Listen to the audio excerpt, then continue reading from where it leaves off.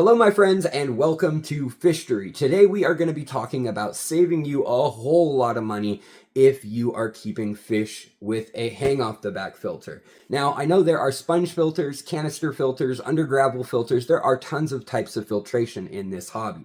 However, if you are somebody who has traditionally kept a filter that hangs on the side of your tank and has some sort of combination of stuff in it like this, or it has pads that you remove and replace, like this dirty old pad here, and you go buy new ones every month to 3 months, you are wasting your money, my friend. And I hate to break it to you, but you could be saving yourself hundreds of dollars a year potentially by buying a $5 bag of what we call filter floss. So let's go over the correct way to use a hang off the back filter, a pre-filter sponge, and how you can literally double or triple the bang for your buck for your biological and mechanical filtration, and how you can provide a better ecosystem for your fish, better health for your fish, lower nitrates, nitrites, and ammonia, and how you can even clean up medications and save money, like I said at the beginning of this, all by changing a couple things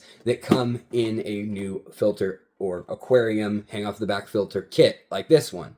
So let's jump in and let's show you the secrets that'll save you the money. All right, my friends, it appears as though we have a Vanna White, or Kitty White as it would be, who wants to be a host in this episode today. So we will let her stay as long as she's not a problem, which will probably be rather quick.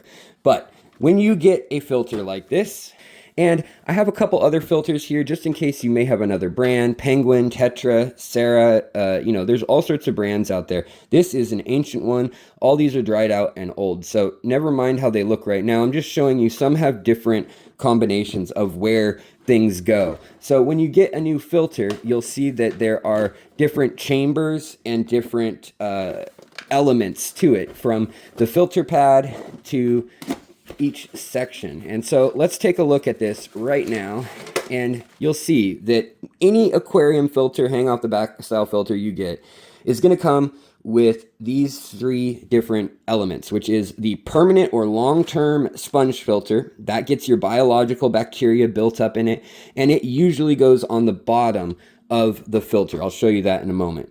Then you've got your cartridge, or this thing, which may or may not be filled with some sort of charcoal or some sort of what we call biological media.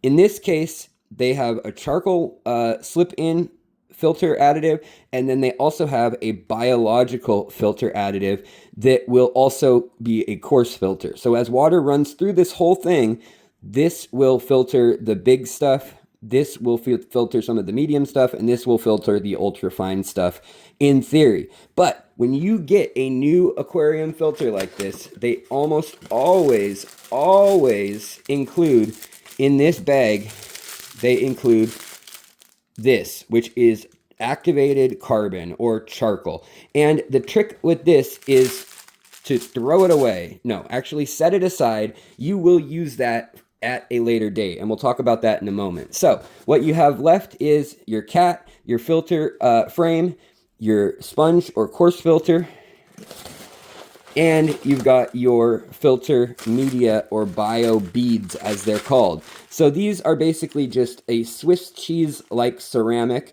that has a ton of surface area when you look up close, and that will hold your nitrobacter, your nitrosomas, all your stuff that turns your ammonia to nitrites and your nitrites to nitrates. All that good bacteria will be in here. And a lot of products will have you put it into a filter media bag like this and then just put it in to your filter. Others will have it in some sort of cartridge or insert. And in the case of some filters, it'll even be built in somewhere like down here and stay there. In this filter here, there's the sponge goes down here, the beads go mid-level, and then above it, there's a filter that you're supposed to buy and replace. And all of that buy and replace nonsense is avoidable when you use this simple product, which is called filter fiber. Sometimes it's called aquarium wool or acrylic batting. And when you look at it, fluffy acrylic, some sort of plastic or polymer that's been stretched out into fine little things. It's like that spider web stuff you put up on Halloween. But this is going to serve as your filter. And for 2 to 3 different times, that could be a 2-week period or it could be a month period, depending on how heavily you use your filter. This is going to serve as your new fine filtration. And you'll literally only need a chunk about yay big, or maybe even half as big, depending on your filter. And this whole thing can be taken out and rinsed and shaped and used several different ways. So let's talk about how I assemble a filter like this, and what am I going to do with that charcoal that I just tossed across the room. All right, so first off, why wouldn't you use an aquarium charcoal or some sort of charcoal carbon-based filter in your tank?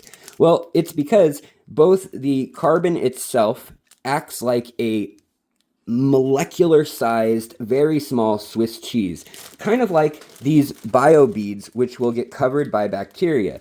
Well, this has that same Swiss cheese texture under the microscope, and so even smaller debris, chemicals, and bacteria will coat this. Once it's coated in 4 to 5 days, it's absolutely useless. It just serves to literally block water. So this is only used to pull medication or lots of dust and muck out of your aquarium. So if you set up an aquarium and you need to dose medication into your main aquarium, you don't have a quarantine aquarium for that, you can save this and then put it back into your filter at a later date and run it for 2 to 3 days after you're done with medication you've added. And it will help to remove it while you're also doing water changes. Then you can literally take this and toss it away. If you leave it in your aquarium filter, it will just become an obstacle that then gets coated. And as you can see here, this one was filled with charcoal. It gets coated, it gets crusty, and all that happens is algae and bacteria grow on it. Now, beneficial bacteria will grow on it, but it will also grow on your substrate. It'll grow on the surface of your aquarium glass. It'll grow on every surface that is in your aquarium anyhow. So this really just takes up space as long as you have enough biofiltration going on in the other parts of your filter. So let's assemble the filter and skip those cartridges. We just learned you can save money and skip this one. And you don't need to buy new replacements unless you're using a whole bunch of medication or you used it to filter out the finest particles of particulates in your aquarium water as a way of getting dust or muck or silt out of the aquarium when it's new and you added a substrate that's really dusty or murky. All right, so when we're looking at an aquarium, I like to use this model to teach with because it shows you how everything's put together and it is nice and see-through, which is handy. So we're just going to take these pieces out, as these differ in every aquarium filter. You're going to get different doodads and nozzles to the inflow and outflow of your aquarium. Same with the lid and things like that. Really, all a filter is it's going to be an impeller or motor that is powered by electricity here, and it spins down in here. It spins a little propeller or prop that spins a magnetic little blade there. So it's very simple, and you can also take that little blade out and it's just held in by magnets usually. If there's junk in there, you can actually pull it out and clean it. If you hear like a loud crunching and creaking and crawling noise, you can actually get in there and take it out, which is nice. Oh, I'm putting this in the wrong way, of course.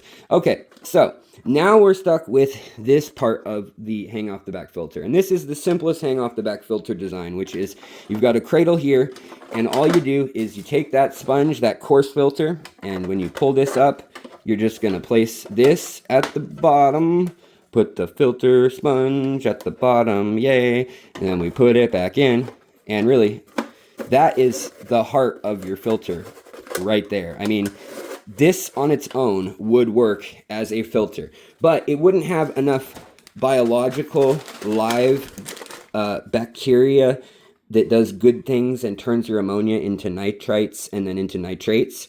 And so we add this layer here of the bio balls or bio beads or ceramic filter media, whatever you want to call it. And we put it in that little we put it in that little filter mesh thing so that we can easily take it out and rinse it off if we want to clean it. It's almost like they know you don't need those filter pads. Now, if you assembled this the last way, you know, that you would think to in this aquarium guide, you'd either put this piece on top with the charcoal, and I already told you, don't do that unless you're cleaning your aquarium.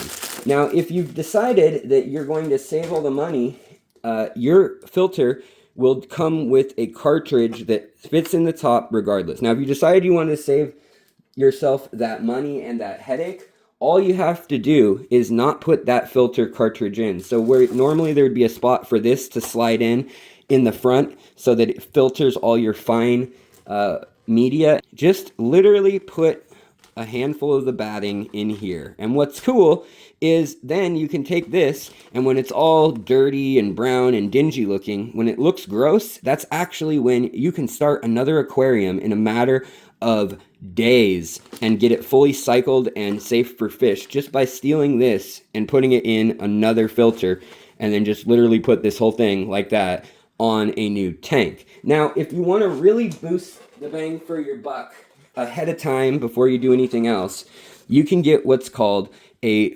pre-filter sponge, and you can buy these anywhere from $2 to $5, and that's usually what they're going for online. Now, if you buy them in the store, they may be more like $10, but they're actually worth it. So you literally just fit it on, you find the size that works for you, and you fit it onto your filter. And rather than having this filter things, you added an entire extra layer that's just like that sponge on the bottom. So you basically doubled your filtration media with one fell swoop. And it cleans all that big junk that can clog up your filter normally. Right, kitty cat?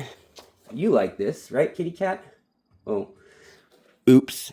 Now you know that you can buy a $5, not even on sale, a $5 bag of acrylic fluff. And you just want to get the kind that doesn't have any sort of chemicals that are fire retardant or scented or anything. If it's not used for aquarium actual purposes. Some people buy this in massive bulk bags and they get it in mats or rolled out forms. There's all sorts of different kinds. This is the cheapest, and it's just fluffy, and you can literally tear off a piece whatever size you want, and that's why I like it. So literally, I just tear off that piece that I need, I put it in the filter, I then snap in the piece that goes right into here, like so, and then it would normally go down like this. Now that I put this sponge on it, I can actually insert it this way and get the tubes to stick in a lot of brands.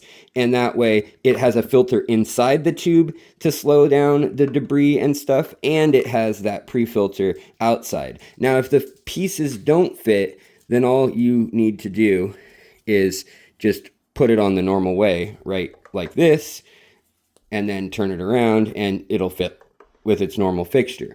But that's really all you need to do, and that is then going to allow you to say goodbye forever to both the charcoal, and if you have a filter that has any sort of pad like this, to these pads. Some filters, like this big one here, they try to have you think that you need 2 of those pads, bio balls and things like that at the bottom, and some sort of filter on top that's made out of some sort of mesh or material like that. And then they'll also sell you these mats, which they say are for bacterial growth. These are smooth plastic. I'll let you decide how well you think these work for growing bacteria versus something textured like this, where you can see a lot of stuff stuck to it. So if you want to just run your filter over time and keep it clean, just remember, don't buy these pads or any of these containers or any sort of charcoal or any sort of activated carbon, whatever they call it. Don't buy these every few months. Instead, just use that same void wherever it is in your aquarium, whether it's a slot in this one, whether it's on top of the aquarium like this one, or whether there's 2 spots for it, like this filter, where you've got a compartment in the back and a compartment mid-layer.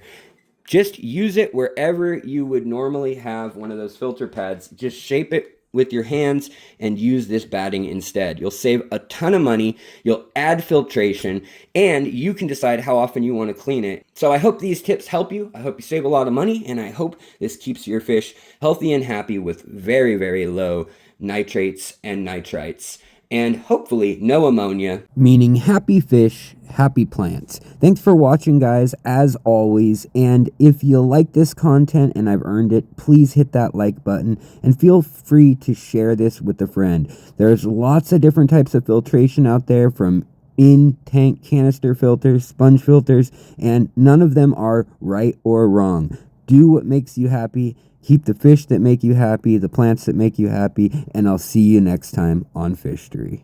Bye.